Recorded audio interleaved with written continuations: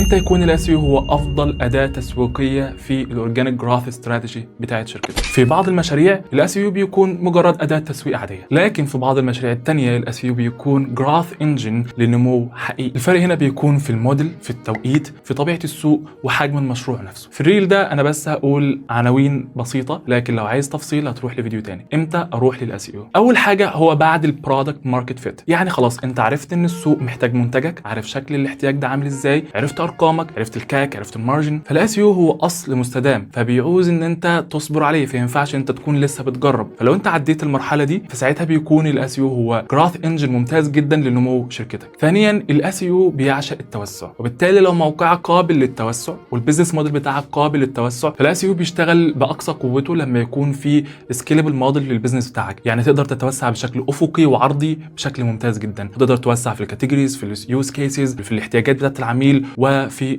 انواع الطلب المختلفه. ثالث حاجه انواع البيزنس اللي بيكون فيها فرايتي كتير جدا، وانواع طلب وانواع احتياجات كتيره جدا، زي الساس مثلا. واحد عايز اداه سي ار ام عادي، واحد عايز اداه سي ار ام فور اس يو، واحد عايز اداه سي ار ام فور تيم مانجمنت، وهكذا. فهنا الاس يو بيقدر يلعب جامد بحيث ان هو بيتارجت على اللونج تيل وعلى الشورت تيل وهكذا، بجانب ان في بعض البيزنسز بينفع معاك جدا البروجراماتيك اس يو. والبروجراماتيك اس يو هو ان انت بتطلع مئات او ممكن حتى ملايين من الصفحات بدون ما التكلفه تزيد بنفس الريت اللي انت بتزود بيه الايشوينج للبيجز دي. رابعا لو هدفك ان تاخد ماركت شير، مش بس مجرد شويه تشغيل اكل عيش يعني، فهنا تدخل في الاس يو بقلب جامد وتعمل توتال ادريسبل ماركت وتعمل اكويربل ماركت وهكذا، وتعرف ارقامك بشكل كويس وبروجكشن جيد اللي بناء عليه بتقدر تفهم في الغالب ان شاء الله الوضع في المستقبل ممكن يكون شكله عامل ازاي من غير جهد. خامسا لو في طلب حقيقي لكن تكلفته الاعلانات مرتفعه جدا، فهنا الاس يو بيساعد ان هو يخفض الكاك او تكلفه الاستحواذ على العميل، بجانب انه بعد فتره بيكون معاك اصل رقمي ممتاز جدا يقدر يجنريت ليك ليدز طول الوقت من غير تكلفه مستمره للليدز دي. سادسا لو السيلز موشن او السيلز سايكل طويله، يعني العميل بياخد وقت على ما ياخد قرار، بيقارن، بيدور، بيروح، بيجي، هنا بيكون الاس يو ممتاز جدا لانه بيظهرك في اكتر من مرحله من مراحل الاويرنس فانل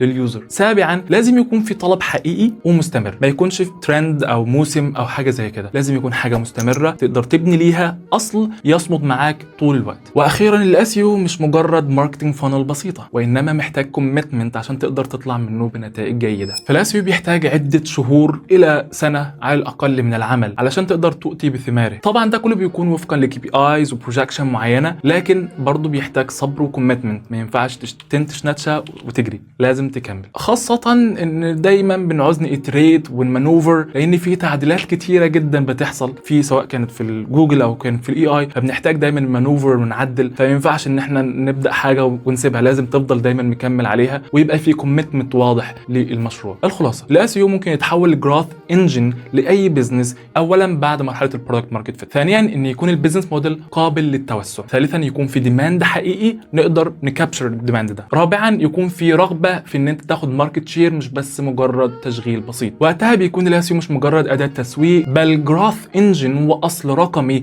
يبني بريزنس واثوريتي يمكنها الاستحواذ على الطلب على فترات طويله جدا. لو عايز تعرف تفصيل اكتر عن كل نقطه من النقط دي ممكن تشوف الفيديو الطويل في البايو.